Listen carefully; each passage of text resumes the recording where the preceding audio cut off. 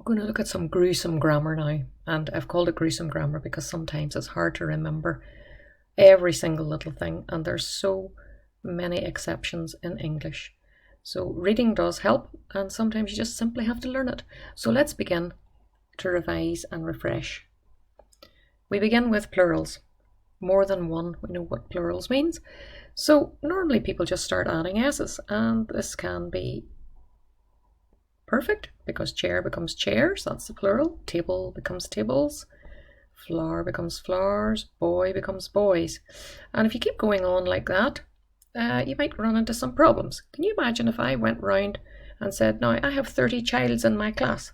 You'd say, gosh, she's gone a bit weird. No, you'll realise as soon as you say it out loud that it doesn't sound right, and it should have been children. And similarly, someone might have a mouse, and if they add an S on and think that looks fine, but unless they say it out loud, they might not realise they've made a mistake, and they realise mouses does not exist. It has to be mice. Mind you, that's a very good tip for trying. Reading aloud does help, but unfortunately it does not help at all with baby, because babies just sounds the same. But if you write the word with an S on the end, it just doesn't look right, does it? And this has a little rule that you actually have to just get rid of the Y and change it into an I and then add your ES. So that is how you spell babies. And a lot of similar words like lady, mummy, daddy, nappy, they all have the same word ending and the same pattern. Let's look at the word knife, which is our next one on our list. Now if you go around and say one knife, two knives, it's actually quite awkward to say. This word has the same pattern, and it would be awkward to say one wife, two wives. It doesn't sound right somehow. Now the rule in this case is you get rid of the F and you replace it with a V, and then you add your S, so your word ends up looking like this, and you can say it more easily. Wife becomes wives. It's easier to say, it's less awkward, and that's really probably why it happened. We've got down to fox now, and it is a similar type of word to box. When you say one box, two boxes, you can actually hear a kind of a wee ES on it, and that is the same pattern as a lot of different words like church, churches, watch, watches. There's an ES needed. Excuse me. Now then we've got to the word toy. Pardon me. And a lot of people will say, oh, I remember we've got to get rid of the Y and add an I. And so this is what they try. They say toy, get rid of that and add an I, and then your ES. Now that doesn't look like toys, does it? It doesn't look like toys to me. Now the thing is, don't be fooled by the Y in the end. It's exactly the same as boys. You're just adding an S, and toys should look like that. So be careful, not all Y's turn into I's. For the last two words at the bottom, they turn into plurals, not by adding an S at all. No S appears. And if you have something like a goose and you change it into plural, the two O's turn into two E's. And you say geese instead. Similarly, this works in the same way as man. Now if I had man and I wanted to change it into plural, I would just change the A and make it into an E, and there is what it looks like then, men. Now the next little section is about comparative and superlative, and those are big words. You might think, what the heck is that all about? So comparative really means you're comparing. Now you start off with this adjective tall, and then you compare, and you would have two. Here's a tall person, and here's a taller person. So taller is comparing two.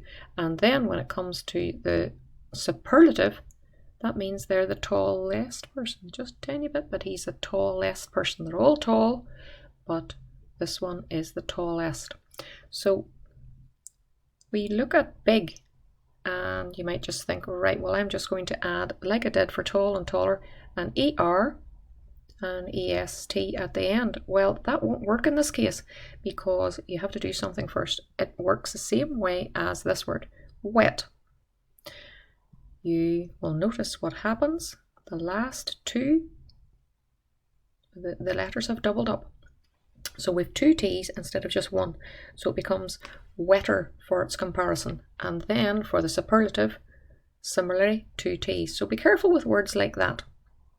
And another little, now the other ones are fairly straightforward that you have on your little sheet today, but I just want to talk to you about the word happy.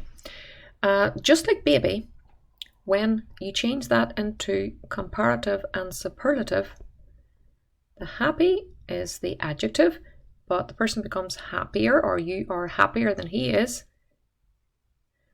You change the Y into an I. And similarly for the superlative, the Y becomes an I and the word is happiest. Now, I've got a word here which some children get mixed up with. I just want to talk to you about this one, the word tired. And sometimes someone might say, oh, I'm tired. Well, someone might say, oh, I'm tireder. Well, you don't say that. That is not a word. You don't say tireder. You have to have another helping word and you say more tired. And similarly for the superlative, I am the most tired. So don't be fooled into always putting ER and EST because it doesn't always work as we said at the beginning.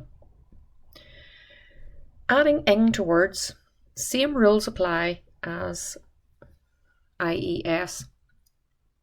The first word there would be in the similar pattern to shop. You have jog, and this also would do the same. Mop rhymes with shop. So if I were to find shopping, the word shopping, I would have to double up my letters. At the end I would have to have another P and then add my ING. So similarly, this will happen to jog and mop. When it comes to the word glare, it would be in the same pattern as stare. It's got an E at the end after the consonant. And if I wanted to change it into staring, I'm going to have to get rid of the E at the end, and then I'll add my ING. Okay, now there shouldn't be a space there but my little rubber mark, so it'll be staring like that. Now when it comes to try, it's in the same category as fry. And if I were to just think back to baby and the words that change into an I again, I might get mixed up and I might say, oh, I know what to do. I'll get rid of the Y and I'll change it into an I, and then I'll do an ING on it. Oh, ING. Oh dear, that looks like fring, doesn't it? And that would happen if you did that with try and you changed it into trying. It wouldn't be trying at all, it would be tring or something like that. That isn't how you do it. It's actually just a simple matter of writing the word try and adding your ING to it. And that is how that works. Next little section then is on contractions. Now, contractions, the word means making shorter. And we are usually using contractions when we speak, and you do them naturally. If somebody comes in and says that they didn't have something, I didn't have my dinner today, they've done the contraction. Have not, I haven't got my school bag. Instead of saying I will, say I'll. Do not do that. It's not natural to say that. You say don't do that. She will. Will you say she'll do that? So when we speak, we naturally do it. But when we write, it's trickier. So let's see how it works. If I said I wanted to change would into would not. Okay. It's not natural to say would not. I would not like that. It's very wooden sounding, so we change it into wouldn't. Now, this is how it goes. You squeeze them together like you're making it shorter, and then you get rid of the letter that we don't need anymore, which is an O in this case. Now to show that that has been removed, we are going to replace that with an apostrophe. And there it goes. So remember, it's only where the O or the letter has been removed from you put the apostrophe. I've seen a number of people writing this and they put the apostrophe here for some reason. But there's nothing missing from there. There's no letter missing from there. We've made it shorter by getting rid of the O.